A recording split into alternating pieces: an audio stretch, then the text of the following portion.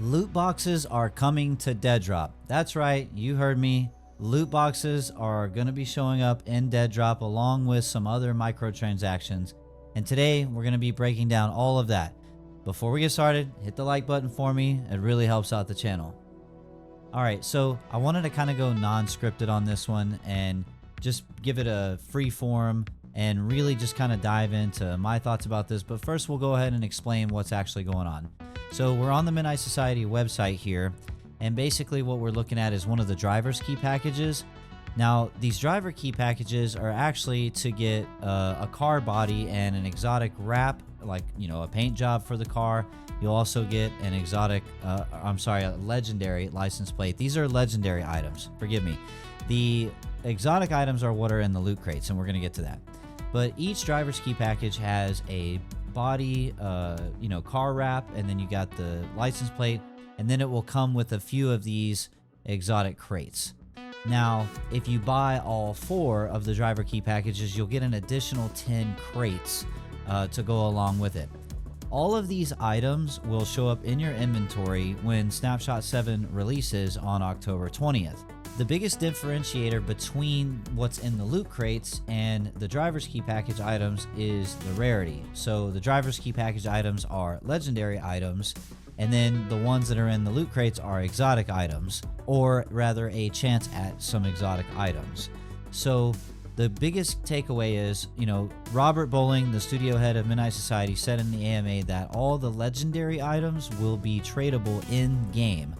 They are planning on putting a marketplace out in the world sometime later in the future. That is to be announced. But he was very specific to say that the exotic items that come from the loot crates will not be tradable at all. Lucky for us, Midnight Society over on Twitter the other day just tweeted out this image. And basically they're showing us here all the different loot items. Now, we don't know exactly yet if every one of these are exotic. I don't think that's the case. I think some of them are exotic. I think some are legendary, and some are rare and common and things like that, because this is what's going to be in the loot boxes. If you open one of these items and it says that it's an exotic item, you'll know right away that those are not tradable, but everything else should be. Now in the past, it's been talked about many times, especially in the Web3 community side of the house, about are these items going to be NFTs? And the answer is no. None of these items will be NFTs. The only NFTs in Deadrop are still just the Founders Passes, the variants, and those have a unique backstory to those, and I've covered those in previous videos and things like that. So no need to go into those. But for these items specifically, at current, these will not be NFTs. These will not be on-chain or anything like that. And for those who don't really care about the crypto side of things, don't worry. Midnight Society's approach this whole time is if there are any Web3 integrations, that they want to make it seamless. So the idea is, like, let's say they do add items in the game later that are also NFTs, you won't have to directly interact with that side of the programming, meaning you'll still just log into Midnight Society and the game and just play with what you have in your inventory, and you never have to touch the crypto side of it. So I do like to remind people of that from time to time, because it is some people are interested in it, some people aren't. But don't worry, no matter what side of the house you're on, you will never have to really interact with the NFT side if you don't want to. But again, I want to clarify, even though these are the items that are going to be in the loot crates, these are not going to be NFTs, so you don't have to worry about that. The only thing we're going to have to look out for is the rarity of what items we pull out of these crates. Now, some community members shout out to, again, I always like to, comment on the Midnight Society Discord and the community. A lot of community members kind of did the math and figured it out as if you were to spend all the money to get all of the items in the loot crates, it would probably be just shy of $400 total. And the only way to really do that is to buy multiple of the driver's key packages. Out of everything you see in the image, we have boots, gloves, pants, license plates for the vehicles, we have a chest piece, and then we have skins for the heavy pistol, one of the shotguns, SMG, sniper, and the AR. and we have a bunch of different themes. A lot of these do seem like reskins of the armor that's already either in the game or on the NFT images for our variants. These are what I would call pretty basic in terms of like design flair. Some of them look really, really cool. I'm definitely excited for some of them, especially anything that's themed red. But look, this whole loot box thing has not been without some controversy. So I do want to cover really quickly what Rob was talking about in the AMA. And, you know, Deadrop is going to be ultimately, when it launches, a free-to-play game, and they do have to find ways to monetize it. And this loot box scenario is a really kind of a slippery slope. A lot of the community is very torn on this idea. So again, it was nice to hear Rob address this. And one of the things he said was, you know, these loot boxes are not intended to be the final form of what they're aiming for in the future.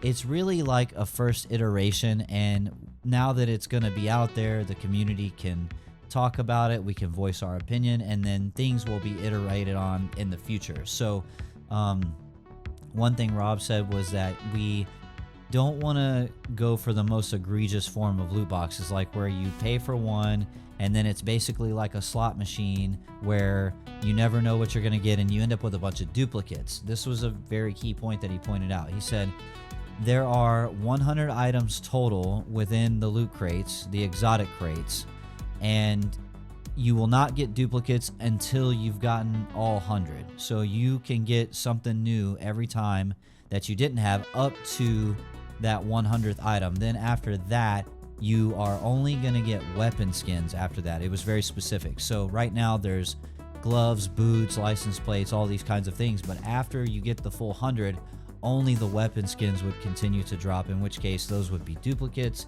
and you know, you really wouldn't need those anyway. Me personally, I'm not gonna be spending you know, the $300 almost $400 to get like everything. I bought one of each driver's key package and that's it. So for me, whatever those crates are is what they're gonna be. So I'm kind of hoping for some cool red themed items. I think that'd be great. Really, I think my most favorite, most anticipated item is gonna be one of the sniper rifles with the red theme on it. I really like the sniper a lot. I actually 3D printed one. I'm gonna do a video on that later. And yeah, I think overall, I think the cosmetics, I mean, this is a decent first pass, but this is by no means what I would call a fully fleshed out idea of it. I think this is just like the appetizer to get things started. It does seem a little bit rushed, but given the scope of what Midnight Society is trying to do, I'm not too upset with it. I think it's actually kind of a good thing that they're getting ahead of this so early. And, you know, again, you know, shout out to Rob and the AMA that he did. He mentioned this exactly. He said that, you know, doing the microtransaction piece is very controversial no matter what gaming community you're a part of. It's always going to be a point of controversy. But the reality is they run a business. They have to make money somehow. But at least for this, so this is my take, is I look at this optimistically because Deadrop is still in a pre-alpha, and we say that, you know, you hear me say that to death, but like, being that it's this early, we can have these discussions this early, which is good because the more conversations we're able to have directly with the developers, the better this game will be in the long term. I mean, we're not even out of pre-alpha yet, so imagine where we're going to be in alpha, in beta, in full launch, when they've had time to iterate on these attempts at their forms of monetization.